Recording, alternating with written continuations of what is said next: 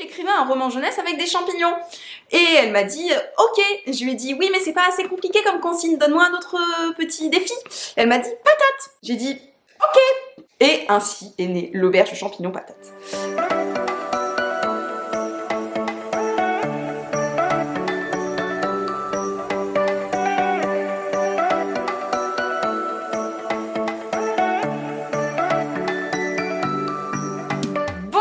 Et à tous, bienvenue dans cette nouvelle vidéo qui est tournée dans mon nouvel appartement. Donc je suis contente parce qu'il y a vraiment une grande place.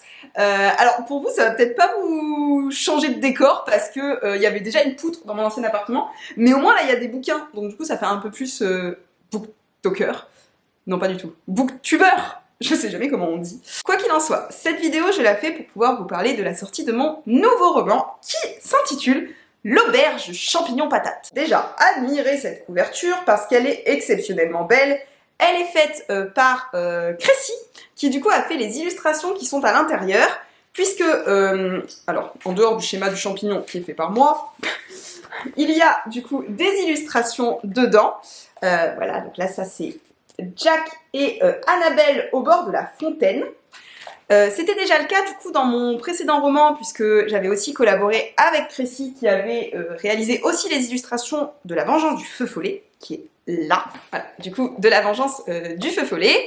Et d'ailleurs je suis passée chez Crécy et elle m'a fait des trop jolis petits dessins à l'intérieur, regardez, ils sont trop beaux. Je les aime d'amour et en plus elle m'a donné des illustrations, vous allez voir, trop grands, ils sont trop beaux. Bon, j'en ai un qui est déjà encadré donc je peux pas tout de suite vous le montrer, mais ça du coup bah, c'était Printemps qui est donc le personnage de La Vengeance du Feu Follet. Il y a aussi son meilleur ami Capucin, donc ici. C'est chiant le trait de lumière là. Ah voilà, c'est mieux. Donc je disais Capucin qui est ici, là Printemps qui est là, et là, ça c'est cette fois-ci pour l'auberge champignon patate, puisque du coup elle m'a donné l'illustration de la maison champignon qui est là. Alors, vous avez vu d'ailleurs, il n'y a pas des petits personnages ici, mais ils étaient là au départ. Anna et Jax. Je vais vous expliquer pourquoi, mais elle est trop belle et du coup je vais aller prendre un cadre pour pouvoir l'encadrer. Et là, vous voyez, il y a des petits champignons dans le jardin. Et normalement, faut vous imaginer, c'est une maison champignon phosphorescente. Voilà. Et là, vous êtes en train de vous dire, mais qu'est-ce qu'elle a écrit? Je comprends. Je comprends. Vous avez le droit d'être perturbé. Alors, attendez, je vais le mettre avec le champignon. On va le mettre là en attendant. Voilà. On va mettre Printemps là. Et donc, de quoi parle ce roman? Ce roman, qui a un titre exceptionnellement travaillé, réfléchi, comme vous le voyez, qui s'intitule du coup L'auberge champignon patate, est un roman que j'ai écrit parce que je ne sais pas lire. Ce qui est bête quand on veut écrire un livre.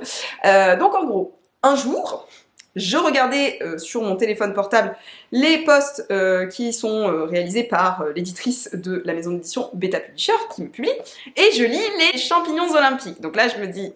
Comment ça? Donc j'envoie un message à l'éditrice lui disant « Tu publies un roman sur les champignons olympiques ?» Donc elle me dit « Non Caroline, tu sais juste pas lire. Il se trouve qu'en fait, ce sont les championnes et non les champignons. » Et suite à ça, je me dis « Oh, mais et si j'écrivais un roman jeunesse avec des champignons ?» Et elle m'a dit « Ok. » Je lui ai dit « Oui, mais c'est pas assez compliqué comme consigne, donne-moi un autre petit défi. » Elle m'a dit « Patate. » J'ai dit « Ok. » Et ainsi est née l'auberge champignon patate. L'auberge champignon patate, c'est quoi? C'est une réécriture de Roméo et Juliette version champignon.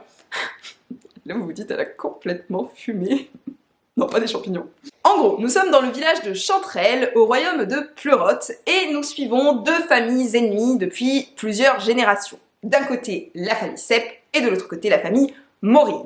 Ces familles ont deux enfants, donc d'un côté Annabelle Sepp, de l'autre côté Jack Morille, et ils vont s'affronter tous les ans au sein d'un grand concours culinaire. Ce grand concours culinaire est organisé sur la place principale du village. Cette fontaine est très importante, où les deux enfants sont assis, parce que c'est une fontaine de la place du village. Et le but, c'est donc de gagner le célèbre trophée champignon.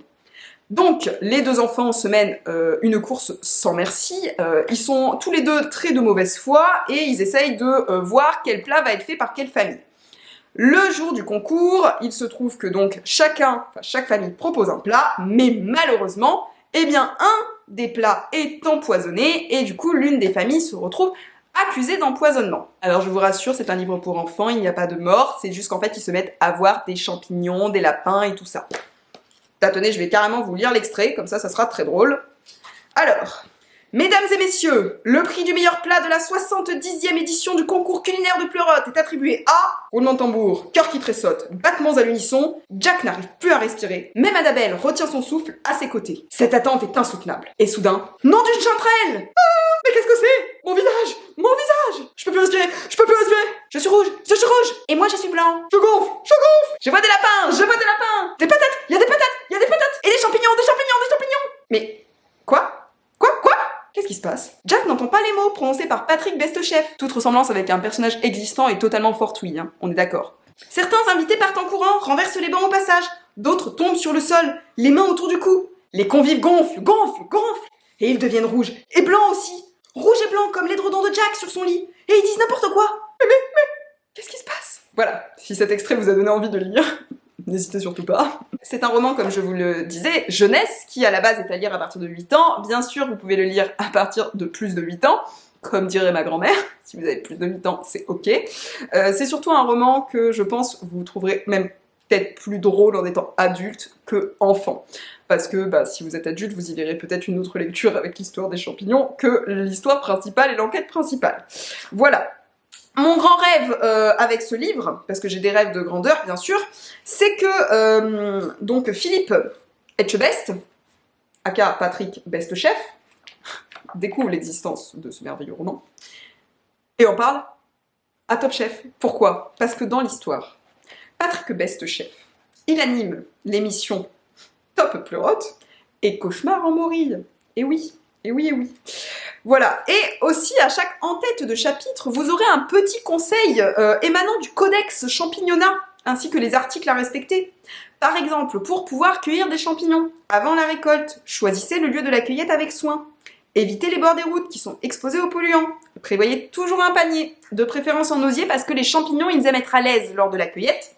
Et vous évitez de mélanger les espèces. Pourquoi? Eh bien parce que les champignons sont champignophobes entre eux. Voilà. C'est une forme de xénophobie adaptée aux champignons. Voilà. Et il y a aussi tout un... Enfin, en gros, une brigade qui s'appelle la... BPCI, la Brigade de Protection des Champignons Indigestes, qui est là pour justement, en cas d'intoxication, régler les problèmes. Donc là, par exemple, lors de cet article du Codex, il y a marqué « En cas d'intoxication alimentaire, appelez la BPCI, secouez ensuite la personne, tapez-lui 2 fois sur la tête, faites-la vomir. Si c'est une amanite tue-mouche, attendez que ça passe et notez les délires de celui ou celle qui l'a consommé. Il rigolera bien une fois l'incident passé. » Voilà, bref, donc si jamais ce roman vous plaît, vous donne envie, eh bien, il sort aujourd'hui. Eh oui! Le 29 août, qui est aussi l'anniversaire de mon papa. Bon anniversaire, papa! Et donc, pour l'anniversaire de mon papa, ça serait bien de me faire un cadeau, parce que, par effet rebond, je trouve que c'est une bonne idée. Quoi qu'il en soit, fêtons tous l'anniversaire de mon père aujourd'hui, fêtons surtout tous la sortie de l'auberge champignon patate. Moi, ça me ferait très plaisir que vous le lisiez, bien sûr. Si jamais vous le lisez, n'hésitez pas à en parler sur les réseaux sociaux, parce que vous savez, plus on voit un livre sur les réseaux, plus il a de chances d'être acheté, plus j'ai de chances de devenir riche. Non, plus j'ai de chance surtout d'avoir la chance que vous le lisiez, parce que moi j'ai très envie que vous rigoliez et que vous me disiez ce que vous en avez pensé. Donc voilà, l'auberge champignon patate, disponible aux éditions Beta Publisher. Vous pouvez retrouver Beta Publisher en salon. D'ailleurs, je serai avec eux au salon qui s'appelle... Enfin, c'est un salon qui est à Paris le 6 septembre. Enfin, c'est un salon pour les éditions indépendantes, donc n'hésitez pas à passer, dire coucou, faire acheter votre exemplaire et le faire dédicacer. Beta Publisher est très régulièrement dans de nombreux salons, donc c'est pareil, vous pouvez du coup retrouver le roman ou les autres que j'ai écrits ou d'autres de la maison d'édition si jamais vous voulez les acheter. Et voilà, qu'est-ce que je peux vous dire d'autre? Si jamais vous n'avez pas envie de vous déplacer parce que vous n'avez pas de voiture ou juste pas le temps ou la flemme, vous pouvez du coup le commander sur internet, directement du coup sur la maison d'édition, ou bien, enfin il y a des liens du coup pour aller sur la Fnac, Cultura, où vous voulez, ou je vous recommande à faire cela, d'aller dans votre petite librairie de quartier si vous en avez une, et de le commander pour faire vivre et non pour faire lire, pour faire vivre. Et lire, c'est dur ce matin. La librairie, voilà, fou, j'ai réussi. Et sur ce, je vous remercie pour votre écoute, et je vous dis à très bientôt pour de nouvelles vidéos.